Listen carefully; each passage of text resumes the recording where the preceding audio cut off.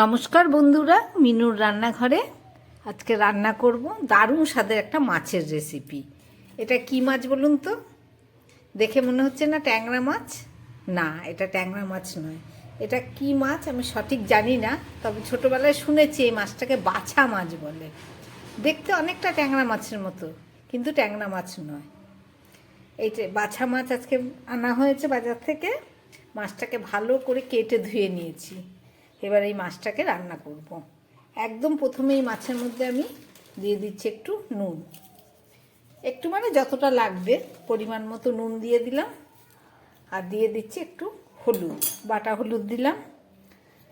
সঙ্গে দিয়ে দেবো একটু জিরের গুঁড়ো, হাফ চামচ। মাছে যতটা জিরে লাগবে আগেই দিয়ে দিচ্ছি।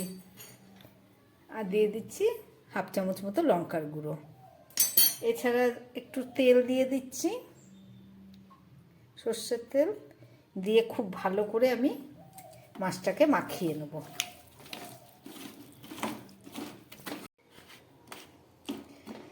মাছগুলোকে খুব ভালো করে মশলা মাখিয়ে নিলাম, দেখুন। এবার এই মাছগুলোকে আমি 5 মিনিটের জন্য ঢাকা দিয়ে রেখে দিচ্ছি, তারপরে রান্নাটা শুরু করব। মাছ রান্না করার জন্য একটা কড়াই বসিয়ে দিয়েছি। কড়াইটা একদম পুরো গরম হয়ে গেছে।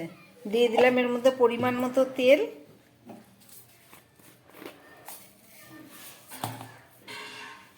আর দিয়ে দিচ্ছি একটু কালো জিরে ফোড়ন। কয়েক টুকরো বেগুন দিয়ে দিলাম।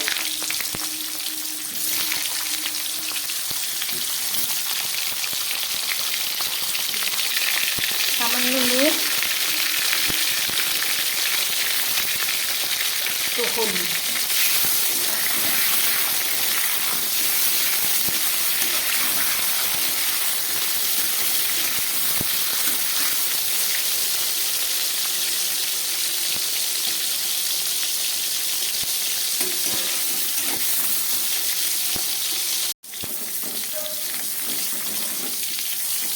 বেগুনগুলো অনেকটাই ভাজা হয়ে গেছে, এর থেকে আর বেশি ভাজবো না। এবার তুলে দিচ্ছি।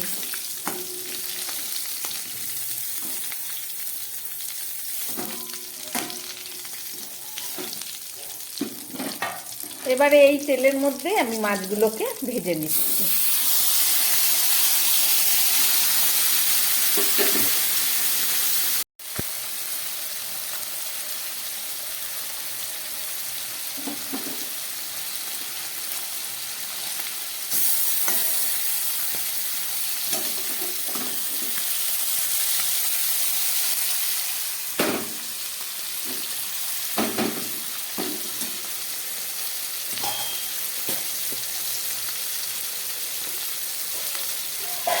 মাছটা একটু ভাজা হোক, আমি কয়েক টুকরো টমেটো দিয়ে দিচ্ছি।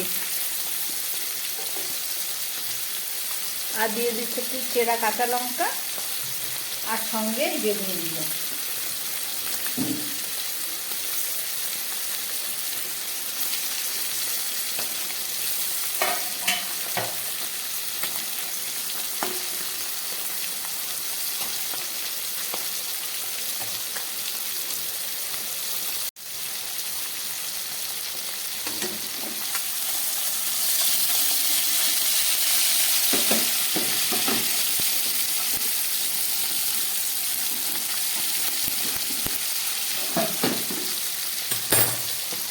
এবার দিয়ে দিচ্ছি এই মশলা ধোয়া জলটা।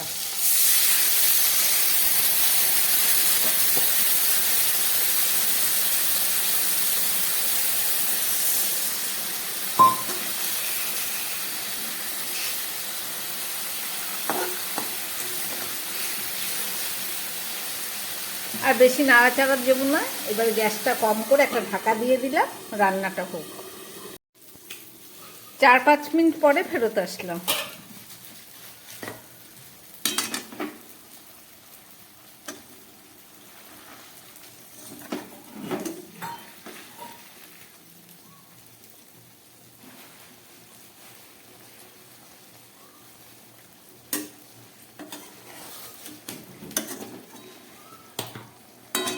যারা একটু গায়ে মাখা পছন্দ করেন এইভাবেই নামিয়ে নিতে পারেন। আর যারা একটু ঝোল পছন্দ করেন তাহলে সামান্য একটু জল দিতে পারেন।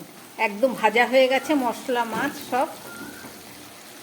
সামান্য একটু জল দিয়ে দিলাম। একদম কম মশলা দিয়ে রান্না করলাম বাছা মাছ।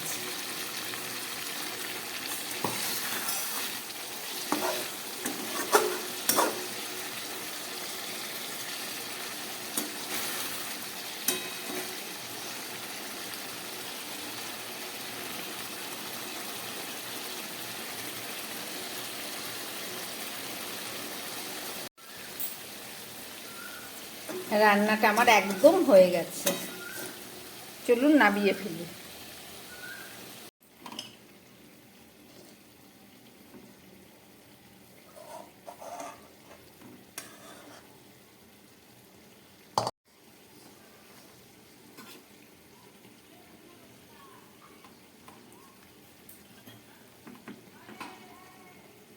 রান্না করলাম বাছা মাছ বেগুন দিয়ে, একদম ইলিশ মাছের পদ্ধতিতে রান্না করলাম, খেতেও এটা ওই মাছের মতোই স্বাদ।